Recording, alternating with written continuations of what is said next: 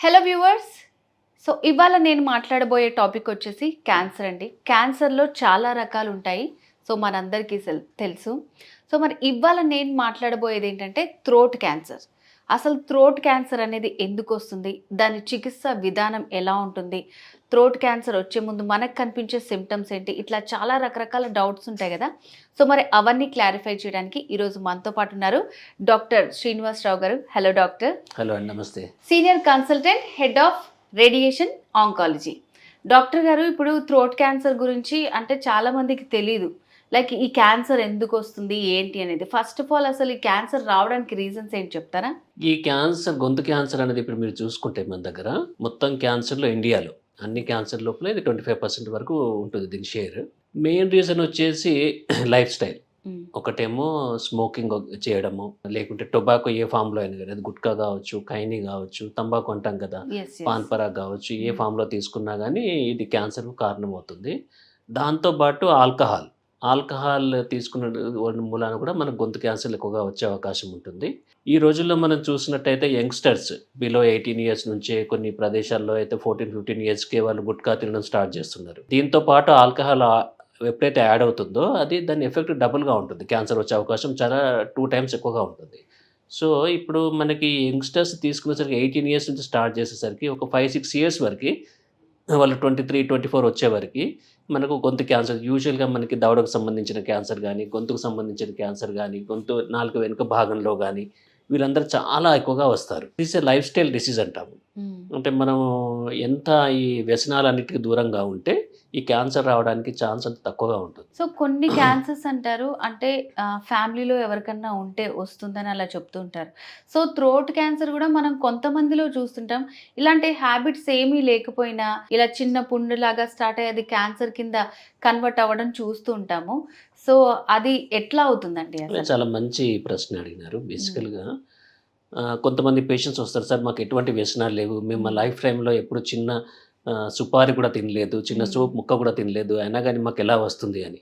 So దీని ముఖ్య కారణం వచ్చేసి వైరల్ ఇన్ఫెక్షన్ అంటాము, హ్యూమన్ ప్యాపిల్లోమా వైరస్ అంటాము. ఎవరికైతే హ్యూమన్ ప్యాపిల్లోమా వైరస్ ఇన్ఫెక్షన్ ఉంటుందో వాళ్ళలో 2 నుంచి 3 రకాల క్యాన్సర్ వచ్చే అవకాశం ఎక్కువ ఉంటుంది. మనం తీసుకున్నట్టయితే ఫిమేల్స్లో అయితే కనుక గర్భసంచికి క్యాన్సర్ వచ్చే అవకాశం ఉంటుంది. మెన్లో అయితే కనుక ఓరోఫారింగ్స్ అంటాం, నాలుక వెనుక భాగంలో కానీ గొంతు క్యాన్సర్ కానీ వచ్చే అవకాశం ఎక్కువ ఉంటుంది. గొంతు క్యాన్సర్కి సంబంధించి హెచ్పి ఇన్ఫెక్షన్ చాలా తక్కువ, ఓరోఫారింగ్స్లో అయితే ఎక్కువగా ఉంటుంది. సో ఎటువంటి వ్యసనాలు లేని వాళ్ళలో కూడా ఇది వచ్చే అవకాశం ఉంటుంది. సెకండ్, జెనెటిక్ రీజన్స్ అనేది దీనికి చాలా తక్కువ. అసలు యూజువల్గా మీరు బ్రెస్ట్ క్యాన్సర్ కానీ బ్లడ్ క్యాన్సర్ కానీ తీసుకున్నట్టయితే జెనెటిక్ రీజన్స్ ఎక్కువగా ఉంటాయి, కానీ దీంట్లో అసలు జెనెటిక్ రీజన్స్ చాలా తక్కువ. అంటే ఒక ఫ్యామిలీలో గొంతు క్యాన్సర్ వచ్చింది అంటే రెండవ దాంట్లో రావడం అనేది చాలా తక్కువ. ఇంతకుముందు చెప్పినట్టుగా ఇది వాయిస్ అబ్యూస్, అంటే ఎవరైతే బాగా గట్టిగా అరవడం కానీ చేయడం కానీ చేసినా కానీ మనకు వోకల్ కార్డ్ క్యాన్సర్ వచ్చే అవకాశం ఉంటుంది. అది చాలా కామన్గా మనం టీచర్స్లో, సింగర్స్లో చూడడం జరుగుతుంది. సో డాక్టర్, నిజంగానే అట్లాంటి వాళ్ళు వచ్చినప్పుడు స్టాప్ చేసేసేయండి, ఇది మీ వర్క్ని కొంచెం గ్యాప్ ఇవ్వండి అని అలా చెప్తూ ఉంటారు. సో నిజంగా గ్యాప్ ఇస్తే సరిపోతుందా, కంప్లీట్గా కంట్రోల్ చేయాల్సి ఉంటుందా? ఎందుకంటే చాలా ప్యాషన్ తోటి వర్క్ చేస్తుంటారు వాళ్ళు. సో వాయిస్కి మా ఫీల్డ్ కూడా సేమ్ అట్లాగే ఉంటుంది కాబట్టి డబ్బింగ్ వాళ్ళు కానివ్వండి, సో అలా చెప్పినట్టు చాలా సఫర్ అవుతూ ఉంటారు. సో దానికి ఏమన్నా కొంచెం ప్రివెంట్ చేసుకోవడానికి ఏమన్నా ఉంటుందంటారా? అంటే మీరు ప్రొఫెషన్ కంటిన్యూ చేయండి, కానీ మనం ఇది స్టాప్ చేసినంత మాత్రం రాదు అని కూడా చెప్పలేము కదా. అంటే కంటిన్యూ చేసినంత మాత్రం వస్తుందని కూడా చెప్పలేము. ఎవరికి వస్తుంది, ఎలా వస్తుందని చెప్పడం కూడా కష్టమే. కొన్ని సైన్స్కి అతీతంగా ఉంటాయి, దొరకవు కొన్ని రీజన్స్. దాంట్లో ఇది ఒకటి. అంటే వీళ్ళు హై రిస్క్ అంటాము బేసికల్గా. ఎవరైతే వాయిస్ని ఎక్కువ యూజ్ చేస్తారో వాళ్ళు హై రిస్క్లో ఉంటారు. సో వాళ్ళకి ఏం చెప్తాం మనము అంటే కనుక మీరు లైఫ్ స్టైల్ మోడిఫికేషన్ చేసుకోండి. ఓకే, మీరు ప్రొఫెషన్ కంటిన్యూ చేయమని మనం ఎవరికి చెప్పలేము, కంటిన్యూ చేయొద్దని ఎవరికి చెప్పలేము మనం బేసికల్గా. ఓకే, సో జాగ్రత్తలు తీసుకుంటే బెటర్. మంచి ఫుడ్, వెజిటేరియన్ మంచి ఫుడ్, ఏదైనా ఫ్రూట్స్ అట్లా తీసుకుంటే సరిపోతుంది. సో నార్మల్గా అందరికీ తెలిసిన క్యాన్సర్స్ ఏంటంటే బ్రెస్ట్ క్యాన్సర్ ఉమెన్లో ఎక్కువ వస్తుంటుంది. మీరు చెప్పినట్టు సర్వైకల్ కానివ్వండి, సో ఇట్లా రకరకాల క్యాన్సర్లు ఉన్నాయి. సో వాటిల్లో స్టేజెస్ ఉంటాయి కదా. సో ఈ థ్రోట్ క్యాన్సర్లో కూడా స్టేజెస్ ఉంటాయా? దాన్ని మనం స్టార్టింగ్లోనే ఎలా గుర్తించవచ్చు అంటారు అసలు? సో గుర్తించడానికి ముందుగా మనకు కొన్ని లక్షణాలు వస్తాయి. క్యాన్సర్ ఒకటిసారి సడన్గా ఒక పెద్ద ఎత్తులో డైరెక్ట్గా స్టేజ్ 4కు రావడం అంటూ జరగదు. ఓకే, మనకి గొంతు బొంగురు పోవడము, తినడానికి ఇబ్బందిగా ఉండడము, తింటున్నప్పుడు ఏదో అడ్డం పడినట్టుగా ఉండడము, తిన్న తర్వాత కొన్నిసార్లు మంట రావడము, అక్కడ వెయిట్ లాస్ జరగడము, ఓకే. లేకుంటే గొంతులో ఏదన్నా అల్సర్ ఉండి అది ఎంతకు మానలేదు అంటే కనుక ఇవన్నీ కూడా క్యాన్సర్ వైపు సూచిస్తాయి. క్యాన్సర్ కావాల్సిన 100% ఇది క్యాన్సర్ అని చెప్పలేము మనము. అటువంటిప్పుడు ఏం చేస్తామంటే మనం 3 వారాల లోపల ఎటువంటి తగ్గలేదనుకోండి, ఈ సిమ్టమ్స్ తగ్గకుంటే దగ్గరలో ఉన్న ఈఎన్టీ డాక్టర్ చూపించుకోమని చెప్తాము. వాళ్ళు ఎండోస్కోపీ చూసి వీడియో లారింగోస్కోప్ చేసి ఏమన్నా ఉందా లేదా చూసి అప్పుడు ఏదైనా ఉంటే డౌట్ఫుల్గా ఉంటే బయాప్సీ తీసుకుంటారు. సెకండ్ వచ్చేసి స్టేజెస్ 4 స్టేజెస్ ఉంటాయి దీంట్లో. సో మొదటి స్టేజ్లో అది ఒక చిన్న పార్ట్కి మాత్రమే పరిమితమై ఉంటుంది. అది 2 సెంటీమీటర్ల కంటే సైజ్ తక్కువగా ఉంటుంది. రెండో స్టేజ్ అంటే పక్కనున్న ఇంకొక సైట్, అంటే ఇప్పుడు గొంతు క్యాన్సర్లు ఇక్కడ ఉందనుకోండి, పక్కనున్న సైట్ను అది స్ప్రెడ్ అవుతుంది. థర్డ్ స్టేజ్ అంటే కనుక ఇక్కడ మనకు గొంతు క్యాన్సర్ చిన్న చిన్న గ్లాండ్స్ రావడం అంటాం, లింఫ్ నోడ్స్ అంటాం. ఓకే. ఫోర్త్ స్టేజ్ అంటే కనుక మనకి ఇక్కడ ఉన్న పక్కన బోన్ని అటాచ్ చేసుకోవడం, అది బోన్ తిరగడం స్టార్ట్ చేస్తుంది. ఎప్పుడైతే క్యాన్సర్ బోన్కి అటాచ్ అవుతుందో దాన్ని స్టేజ్ 4 అంటాము. సో దీంట్లో కూడా అన్ని క్యాన్సర్ లాగానే 4 స్టేజెస్ ఉన్నాయి. ఈ ట్రీట్మెంట్స్ అన్ని కూడా స్టేజ్ మీద దాన్ని బట్టి డిపెండ్ అవుతాయి. మనకి స్టార్టింగ్ లోనే గుర్తిస్తే మనకి ట్రీట్మెంట్ అనేది ఈజీగా ఉంటుంది అంటారా? మొదటి స్టేజ్లో గుర్తించినట్టు, మొదటి 2 స్టేజ్లు గుర్తించినట్టయితే క్యూర్ రేట్స్ కూడా చాలా ఉంటాయి. పేషెంట్స్కి సైడ్ ఎఫెక్ట్స్ ఎక్కువగా ఉండవు, తొందరగా బయటపడవచ్చు, డబ్బులు కూడా తక్కువగా ఖర్చు అవుతాయి. చాలా మంది ఏంటంటే గొంతు నొప్పే కదా, అది తగ్గిపోతుందిలే అన్నట్టు ఊరుకుంటారు. కానీ మీరు చెప్పినట్టు నిజంగా 3 వీక్స్ కంటే ఎక్కువ ఉందంటే సీరియస్ గానే భావించాలి. అంటే క్యాన్సర్ అని చెప్పలేం, కానీ క్యాన్సర్ ఒకటి దృష్టిలో పెట్టుకోమని చెప్తాం. క్యాన్సర్ అయ్యే అవకాశాలు ఎక్కువ ఉన్నాయని ముందు జాగ్రత్తగా, అంటే నెగ్లెక్ట్ చేయకుండా దగ్గరలో ఉన్న యూజువల్గా స్మోకర్స్ ఉంటారు, వాయిస్ అబ్యూజ్ చేసే వాళ్ళు ఉంటారు, సింగర్స్ కానీ వాళ్ళు కానీ ఎంతకీ గొంతు మానట్లేదు, కోల్డ్ అనుకుంటారు, అది అనుకుంటారు, 3 వారాల కంటే ఎక్కువ ఉందంటే ఇమ్మీడియట్గా మేము just go and meet ENT doctor near by అంటాము. సో ఇప్పుడు ఈ ట్రీట్మెంట్ విధానం అనేది ఎలా ఉంటుందండి? ప్రతి ఒక్క క్యాన్సర్కి డిఫరెంట్గా ట్రీట్మెంట్ ఉంటుంది అంటారు కదా. సో మరి థ్రోట్లో వచ్చే క్యాన్సర్కి ఎట్లా ఉంటుంది ట్రీట్మెంట్? ఇది స్టేజ్ మీద డిపెండ్ అవుతుంది. ఒకటి ఫస్ట్ స్టేజ్ అనుకోండి, ఫస్ట్ స్టేజ్ అంటే అక్కడికి మాత్రమే పరిమితమై ఉంది కాబట్టి యూజువల్గా గొంతు క్యాన్సర్లో మేజర్ ట్రీట్మెంట్ వచ్చేసి రేడియేషన్ అంటాము. ఫస్ట్ రేడియేషన్ అనేది చాలా ఇంపార్టెంట్ ట్రీట్మెంట్ దీంట్లో. సో ఇప్పుడు మీరు చూసుకున్నట్టయితే కనుక వోకల్ కార్డ్ క్యాన్సర్ అంటాం, స్వరపేటిక క్యాన్సర్, దాంట్లో స్టేజ్ 1లో అయితే కనుక మనకు 100% రిజల్ట్స్ ఉంటాయి. ఈ పేషెంట్స్ కొన్ని సంవత్సరాలు, మనకు 20 సంవత్సరాలు 30 సంవత్సరాలు కూడా సర్వైవ్ అవుతారు మనం మొదటి 2 స్టేజ్లో వచ్చినట్టయితే కనుక. సో మొదటి స్టేజ్లో వచ్చిన క్యాన్సర్కి అయితే కనుక మనం రేడియేషన్ ఇస్తాము.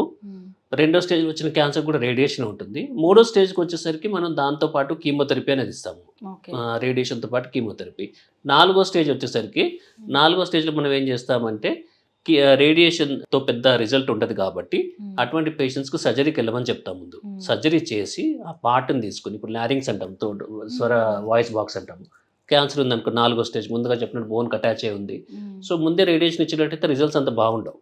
కానీ కొంతమంది పేషెంట్లు ఆర్గాన్ ప్రిజర్వేషన్ అంటాము, అటువంటి వాటిలో రేడియేషన్ ఇచ్చేస్తాము.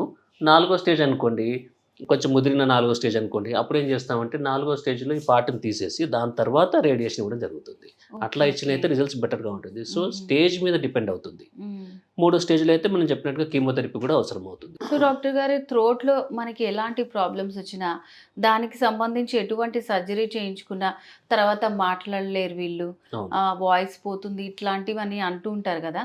సో అది ఎప్పుడు జరుగుతుంది, నిజంగా జరుగుతుందా? సో ఏ స్టేజ్లో ఉంటుంది చెప్పండి? 3వ స్టేజ్ లాస్ట్ భాగం నుంచి 4వ స్టేజ్ కూడా మనం సర్జరీ చేయడం జరుగుతుంది. సర్జరీలో మొత్తం లారింగెక్టమీ అంటాము, మొత్తం వాయిస్ బాక్స్ అంతా తీసేయడం జరుగుతుంది. తీసేసిన తర్వాత కొన్నిసార్లు రేడియేషన్ కూడా ఇవ్వడం జరుగుతుంది. దాని తర్వాత మనం ఏం చేస్తామంటే ఆర్టిఫిషియల్ వాయిస్ అని పెడతాము.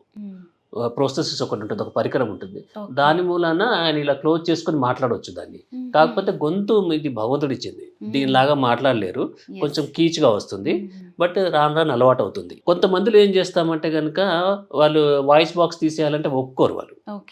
సో వాళ్ళకి చెప్తాము, అయినా కానీ కొంతమంది లేదు సార్ మాకు వాయిస్ బాక్స్ తీసేయకూడదు అంటే కనుక ముందు రేడియేషన్ ప్లస్ కీమోథెరపీ ఇస్తాము. ఇచ్చేసి దాని తర్వాత ఫాలోఅప్లో పెట్టుకుంటాము. ఒకవేళ కనుక వ్యాధి మళ్ళీ వచ్చినట్టయితే కనుక అప్పుడు సర్జరీకి పంపించడం జరుగుతుంది.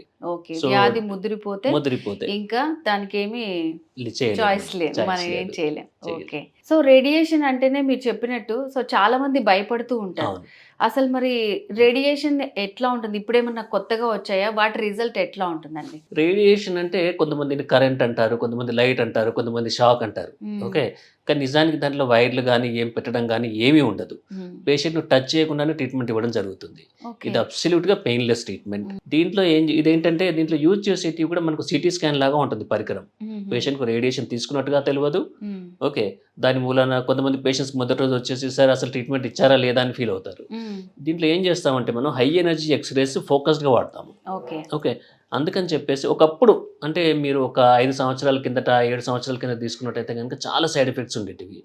ట్రీట్మెంట్ వ్యాధి కంటే కూడా ట్రీట్మెంట్ మూలన సైడ్ ఎఫెక్ట్స్ ఎక్కువగా ఉండేటివి. ఓకే. నోట్లో లాలజలం రాకపోవడము, ఈ పాటంతా నల్లగా అవడము, తినడానికి ఇబ్బంది కావడము, ఏదైనా తినాలంటే ఒక గ్లాస్ వాటర్ తాగాలి, లేకుంటే ఒక బాటిల్ వాటర్ తాగి తర్వాత తినాల్సి వస్తుండే. గొంతు మీద అన్ని ఆల్సర్స్ రావడము నోట్లో అవన్నీ. కానీ ఈ రోజులో వచ్చిన టెక్నాలజీ చాలా టార్గెటెడ్ థెరపీ. అంటే మనకు పర్టికులర్గా అదే పాయింట్ని మనం హిట్ చేయగలుగుతాం.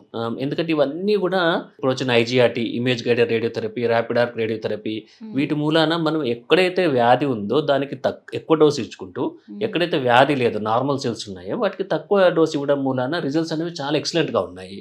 అంటే ఇంత ముందు ఉన్నట్టు సైడ్ ఎఫెక్ట్స్ లేవు, ఉన్నా కానీ అవి చాలా నెగ్లిజిబుల్ అమౌంట్. ప్లస్ కొన్ని రోజుల వరకు మాత్రమే ఉంటాయి, టెంపరీ. అవి పర్మనెంట్ సైడ్ ఎఫెక్ట్స్ అంటూ ఏమీ లేవు ఈ రోజుల్లో. సో క్వాలిటీ బాగుంటుంది. When we are able to focus the dose exactly on the tumour, the results కూడా ఎక్సలెంట్గా ఉన్నాయి. సో మన దగ్గర ఉన్న హాల్సియాన్ మెషిన్ మూలన చాలా అద్భుతమైన రిజల్ట్స్ మేము చూస్తున్నాము గత 6 నెలల నుంచి. సో రేడియేషన్ అంటే ఇంకా భయపడాల్సిన అవసరం లేదు. సో కొత్త టెక్నాలజీ వచ్చింది కాబట్టి దాని ద్వారా ఏ ట్రీట్మెంట్కి ఎంత ఫ్రీక్వెన్సీ ఇవ్వాలో ఇచ్చి సో మంచి రిజల్ట్స్ ఉన్నాయన్నమాట. చాలామంది రేడియేషన్ అనగానే నిజంగా మీరు చెప్పినట్టు కరెంట్ షాక్, అది పవరు, రకరకాల అపోహలు ఉంటాయి. సో భయపడాల్సిన అవసరమే లేదు. సో థ్యాంక్ యూ డాక్టర్ గారు. సో థ్రోట్ క్యాన్సర్కి సంబంధించి సో అసలు అది ఎలా వస్తుంది, దాని ట్రీట్మెంట్ ఎట్లా ఉంటుంది, రేడియేషన్ గురించి కూడా చాలా బాగా ఎక్స్ప్లెయిన్ చేశారు. Thank you so much.